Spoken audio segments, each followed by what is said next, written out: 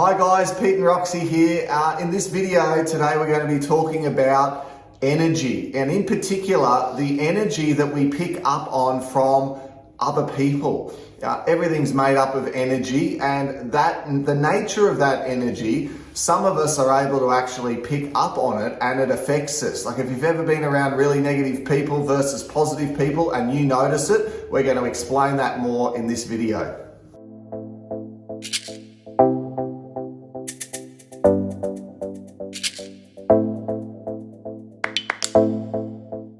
As we start to awaken, as you get more sensitive to energies, not only your own, but the energies of other people, you start to notice that as you go about your day-to-day interactions with people, you can actually be picking up on their vibe, their frequency, and the energy coming from them.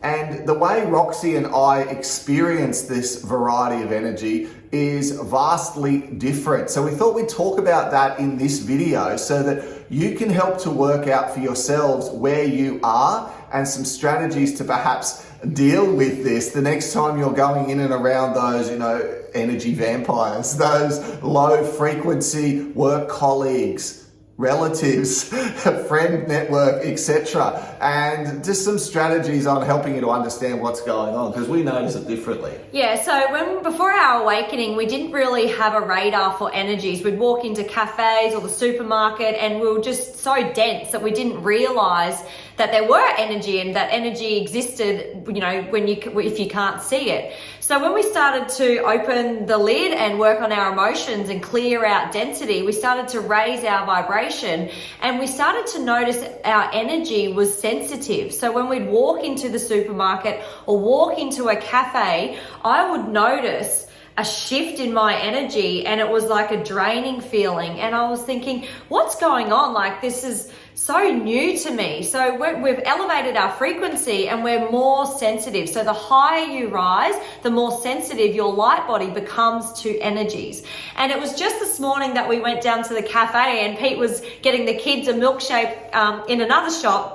And I went and ordered our coffees and I came out to Pete and I said, it's really interesting. I noticed energy drawing on my field again this morning. And he goes, was it bad or was it good? I said, it was just noticeable. It wasn't like a really strong negative entity attacking my light. It was just noticeable. And I said, I'm just so sensitive to energies. And I said, but Pete, you're so different, right? So for Pete, he's a little bit different.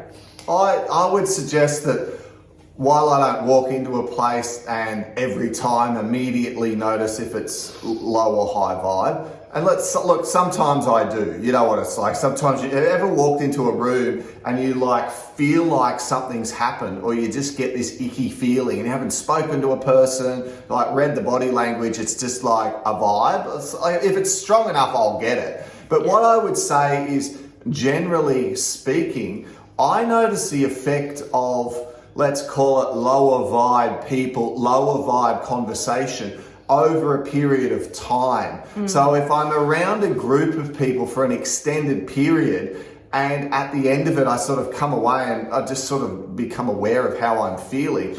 I might notice that, let's say I've been with a group that I don't normally hang out with, but we've sat around and had a great old 3D conversation about whatever it might be, politics and fears and worries, and they're just chit chat, and it's not necessarily doom and gloom, but at the end of it, I'll notice I'm a bit flat, or I'll notice I feel like I've been drained. Or if it's a one-on-one, have you ever had a conversation about someone and you're like, how were they? And it's like, it was hard work. Have you ever felt like that? It's like just sitting there having a cuppa with them is hard work. It's like you're putting in energy. And I got one friend in particular who recently I was spending some time with, and it was like I was building them up and trying to help them look at the positive side of things, and I wonder what the lesson here is and what could you take away from it. And I can tell you, after an hour of doing that, I was like, that was tough, right? Yeah. So there's two kind of things that we've experienced, and I'm sure that you guys have had this energetic feeling as well, and to learning how to navigate through this. So for me, I'll walk into a space where there's other humans or there's energies, and I feel it quite intensely within my being, but I'm very sensitive, you know.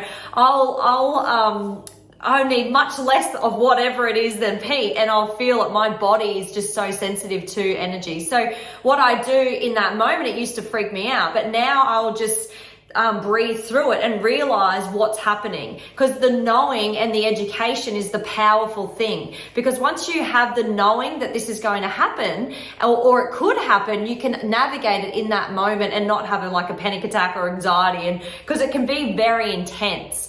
Okay, so for me, it's been very intense until I've kind of worked out what this really is energetically. So I breathe through it, I connect my heart-brain coherence, and I kind of blast light from the center of my solar plex out into my hologram to offer a protection around my field. And then I'm just slowly moving through the process to, I was actually really glad to get out of the cafe this morning, because I was feeling a little bit rocky, and it does feel like you're on a boat, kind of rocky. Your energy is going like this.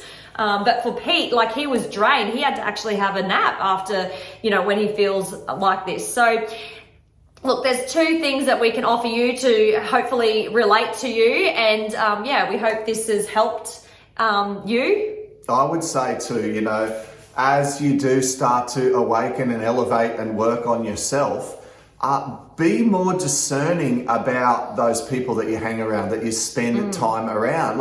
I know they might be family, or particularly, this old belief that because you've known someone for a long time, that makes them a good friend. Do you know what I mean? That thing, it's, we've known one another for years. It might be, but every time you go around there, they're doom and gloom and woe is me. And I mean, God bless them, you love them, but they're hard work. You know what I mean? It's like, maybe it's time to spend less time around that person, because at the end of it, for yourself, to honor and to look after yourself, you should keep your vibe high. So it's actually about being more discerning, and you will learn, you will get attracted to spending more time with people that are more high vibe. It's very much like this content and this sort of information. The sort of information that I watch now online is a whole lot different to what I would have looked at 3 or 4 years ago.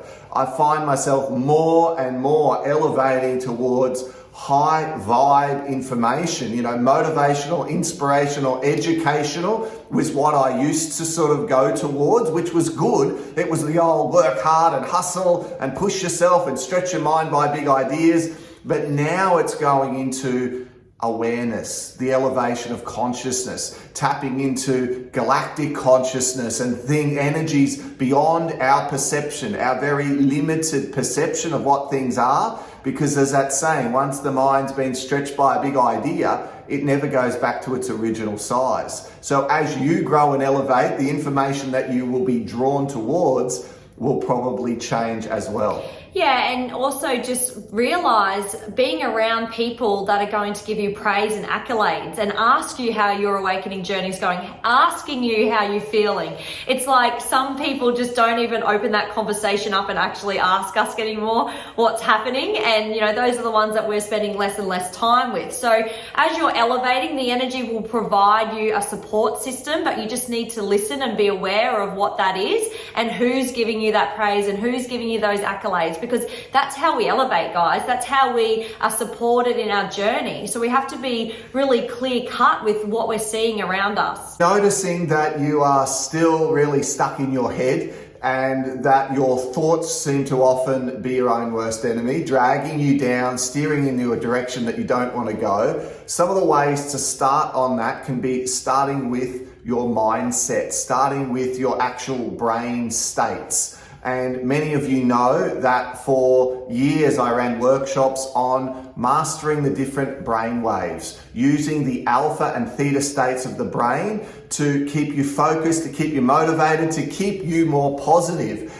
And the framework, the steps to doing that provide this great opportunity for you to free yourself of that maya, that mud of the thinking. You know, if you're the sort of person who tends to overthink things, or you get caught in thought loops, if you go to the Awakening Education Facebook page, or even to our website, awakening.education, and have a look at the Advanced Brain States course. It's on sale at the moment, and there is close to 20 videos there teaching you step by step how to master your mind, how to build the foundations to get your mindset right.